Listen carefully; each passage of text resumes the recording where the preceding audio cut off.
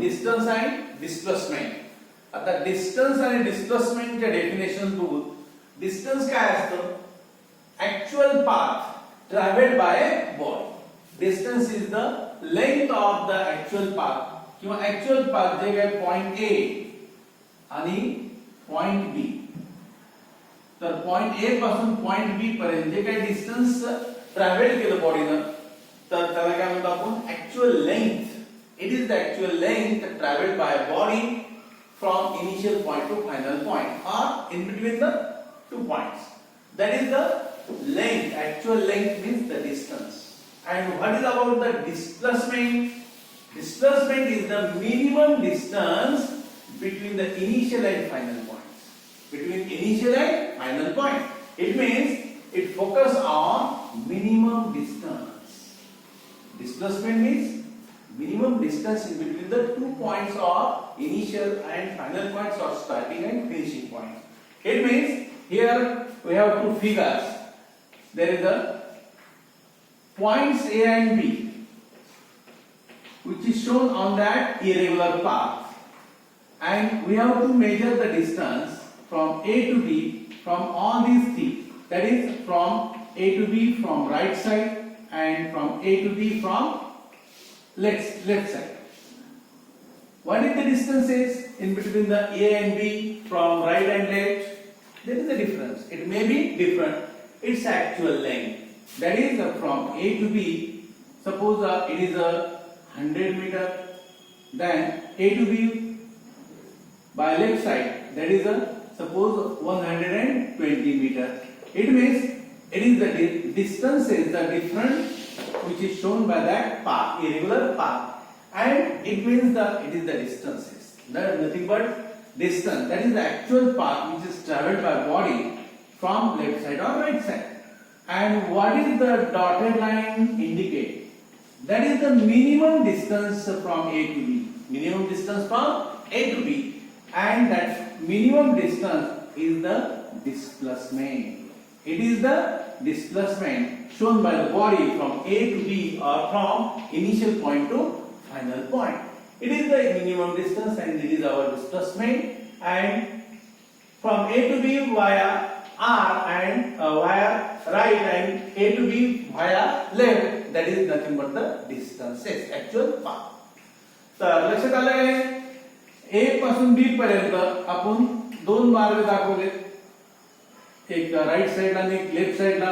तर ह्या actual path cover केलेले आहेत, किंवा एखादी बॉडी ए पासून बी पर्यंत जाते म्हणजे तिने जे काही ट्रॅव्हल केलेलं किंवा कव्हर केलेलं चाललेलं जे काही अंतर आहे ते म्हणजे काय असणार आहे?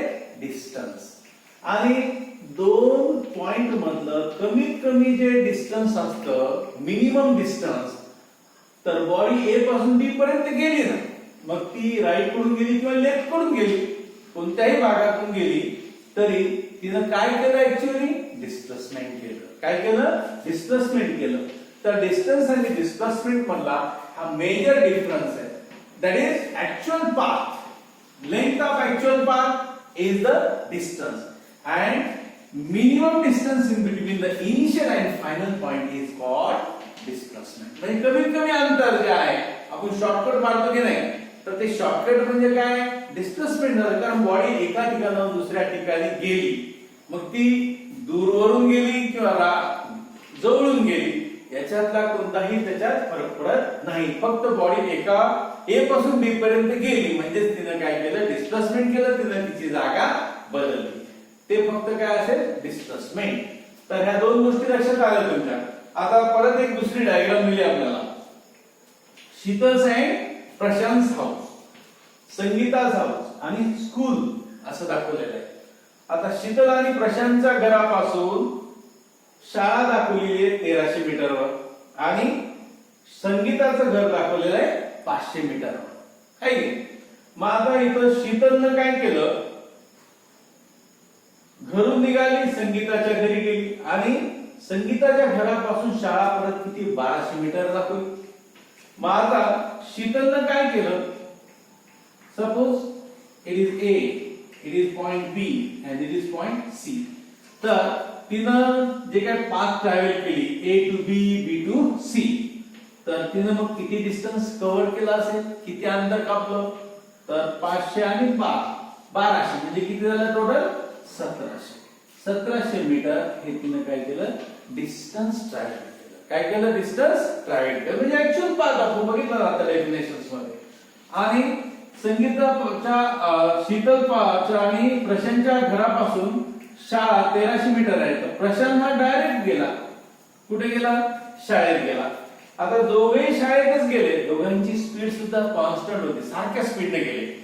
तरी सुद्धा आता बघा काय झालं, कोणाचं डिस्टन्स कमी मिळालं तर प्रशांतचं.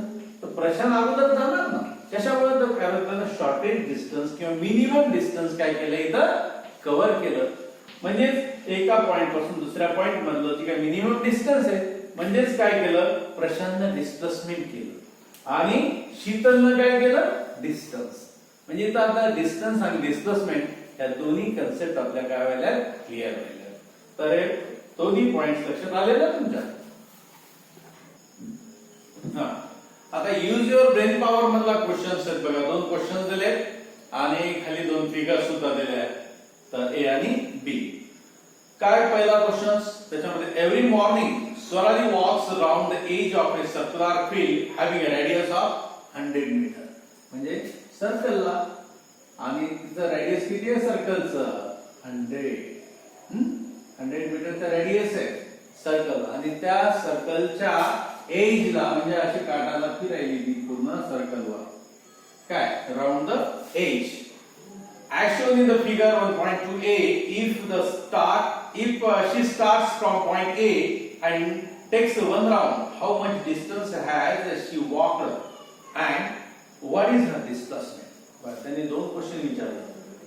तर एक काय विचारलं तिनं राऊंड असा पॉइंट A पासून स्टार्ट केलं, परत पॉइंट A ला आली तर तिनं डिस्टन्स किती कव्हर केलं आहे. म्हणजे आपल्याला एरिया काढायचा कशाचा सर्कलचा आहे, सर्क्युलर पाथचा एरिया काढायचा आहे ना. तर त्याने 100 मीटरचं काय दिलंय सर्कल दिलंय आणि डिस्टन्स विचारलं, डिस्प्लेसमेंट सुद्धा विचारले. आता डिस्टन्स काय आहे तर डिस्टन्स कशाच्या इक्वल असणार आहे, distance travel by Swarali is equal to 2 pi r आहे. तर 2 pi r means 2 into 22 upon 7 into 100 means 4400 upon 7 that is equal to 628.6 metre. तर एवढं डिस्टन्स तिने ट्रॅव्हल केलं. आपण एरिया काढला कशाचा त्या सर्क्युलर पाथचा. आणि त्यानंतर आता डिस्प्लेसमेंट विचारलं परत त्यांनी.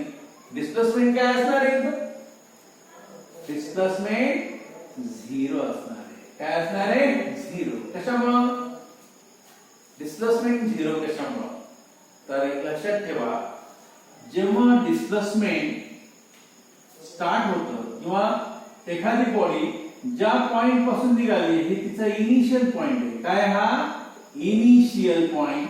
आणि या इनिशियल पॉइंट पासून निघून परत इनिशियल पॉइंटला आली म्हणजे इथे इनिशियल पॉइंट आणि फायनल पॉइंट काय एकच आहे.